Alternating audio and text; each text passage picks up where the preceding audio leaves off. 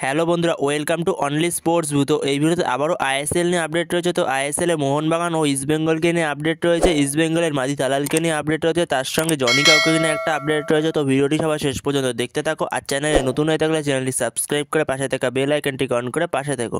তো প্রথমে যদি ইস্টবেঙ্গলকে নিয়ে কথা বলা হয়, তো ইস্টবেঙ্গলের প্লেয়ার মাদি তালাল সে তো উড়িষ্যা ম্যাচে চোট পেয়েছিল। তো তাকে দেখেই তখন মনে হচ্ছিল, তো সেটা বলেও ছিলাম যে মাদি তালাল না পুরো সিজন থেকেও ছিটকে যায়, যেহেতু সে ম্যাচ শেষে যেভাবে ড্রেসিং রুমে গেছে, আহমেদ জাউ এবং কার্লোস ডেলগারো তাকে যেভাবে ঘাড়ে করে নিয়ে গেছে ড্রেসিং রুমে, তো সেখানে সে ঠিক করে পা ফেলতে পারছিল না। এমনকি সে যখন টিম হোটেলে ফিরে যাচ্ছিল তখনও সে খুব কষ্ট করে গাড়িতে উঠেছে। তো সেখানে তাকে দেখেই মনে হচ্ছিল সে না পুরো সিজন থেকে ছিটকে যায়। তো সেই আশঙ্কাটাই সত্যি হলো। তো সেখানে সেই আশঙ্কাটাই সত্যি হলো, মাদি তালালের এসিএল ইনজুরি হয়েছে। তো সে কমপক্ষে 1 বছরের জন্য ছিটকে গেল মাঠ থেকে। তো ইস্টবেঙ্গলের জন্য খুবই খারাপ খবর একটা। তো ইস্টবেঙ্গল জাস্ট ভালো খেলা শুরু করছিল, তো তখনই এতগুলো প্লেয়ারের চোট, টিমে মেন প্লেয়ারদেরই চোট, প্রত্যেকটা বিদেশি প্লেয়ার, যেখানে সাউল ক্রেসপো সেও কমপক্ষে 1 মাসের জন্য প্রায় ছিটকে গেছে। তার সঙ্গে দিমিত্রি ডিয়ামান্টেকোস, তারও এখনো পর্যন্ত কোনো আশা নেই সে কবে ফিরবে। তো দিমিত্রি ডিয়ামান্টেকোসের কমপক্ষে এখনো 1 থেকে 2 গেম লাগবে। তো সেখানে মাদি তালাল সে পুরো সিজন থেকে ছিটকে গেল ইস্টবেঙ্গলের হয়ে। তো সেটা ইস্টবেঙ্গলের জন্য খুবই বড় একটা ধাক্কা। তো ইস্টবেঙ্গলের জন্য খুবই একটা ইম্পর্টেন্ট প্লেয়ার মাদি তালাল, তো সে ছিটকে গেল।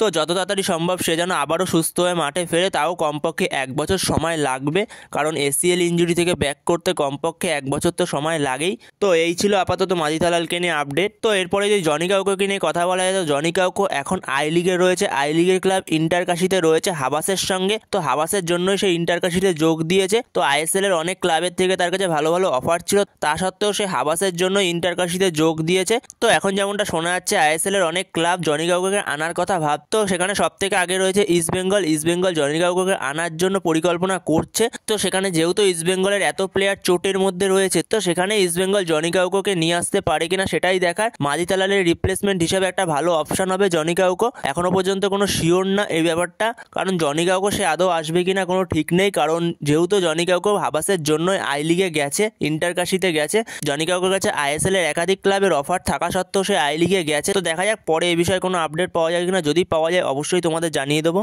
তো এরপরে যদি মোহনবাগানের আপডেটে গ্রেগ স্টুয়ার্টকে নিয়ে কথা বলে, তো সেখানে আজকে মোহনবাগানের ম্যাচ রয়েছে কেরালা ব্লাস্টার্স এফসির সঙ্গে সন্ধ্যে 7:30 থেকে যুবভারতী ক্রীড়াঙ্গনে। তো সেখানে গ্রেগ স্টুয়ার্টকে হয়তো আজকে মোহনবাগান পাবে না। তো কালকে যেমনটা মলিনা জানিয়েছে প্রেস কনফারেন্সে, হয়তো গ্রেগ স্টুয়ার্টকে আজকে পাওয়া যাবে না, যেহেতু গ্রেগ স্টুয়ার্ট 2 দিন ধরে কোনো অনুশীলন করেনি। তো গ্রেগ স্টুয়ার্ট যে আগের দিন অনুশীলন করেনি সেটা কালকে তোমাদের জানিয়েছিলাম, এবং কালকেও সে অনুশীলন করেনি। তো সেখানে আজকের ম্যাচে থাকা খুবই ডিফিকাল্ট। তো জানি না ঠিকঠাক তার আদৌ কি ইনজুরি হয়েছে, নতুন করে কি কোনো ইনজুরি লেগেছে, নাকি আগের ইনজুরিটাই রয়েছে, রিকভারি করতে পারিনি এখনো ঠিক করে। সেই হাঁটুতে যে ইনজুরিটা হয়েছিল সেই ইনজুরিটা থেকে হয়তো এখনো পর্যন্ত ঠিক করে রিকভারি করতে পারেনি। তো সেখানে গ্রেগ স্টুয়ার্ট অনিশ্চিত আজকের ম্যাচের জন্য, সে তো ফার্স্ট 11-এ থাকবে না, এটা কনফার্ম। আজকের ম্যাচে দিমিত্রি পেত্রাদোসি স্টার্ট করবে ফার্স্ট 11-এ। তো বেঞ্চে থাকবে কিনা সেটাও সঠিকভাবে বলা যাচ্ছে না। তো সেই জায়গায় দেখা যাক শেষ অবধি সে বেঞ্চে থাকে কিনা। তো বন্ধুরা, তোমাদের কি মনে হয় মাদি তালালের রিপ্লেসমেন্ট হিসেবে ইস্টবেঙ্গল কাকে আনতে পারে উইন্টার ট্রান্সফার উইন্ডো থেকে? তো তোমাদের কি মনে হয় এই বিষয়ে অবশ্যই কমেন্টে জানিও। তো এই ভিডিওতে এই আপডেটগুলোই দেওয়ার ছিল। তো ভিডিওটি ভালো লাগলে অবশ্যই লাইক, শেয়ার, সাবস্ক্রাইব করতে ভুলো না। তো নেক্সট ভিডিওতে দেখা হচ্ছে, ততক্ষণের জন্য বাই বাই।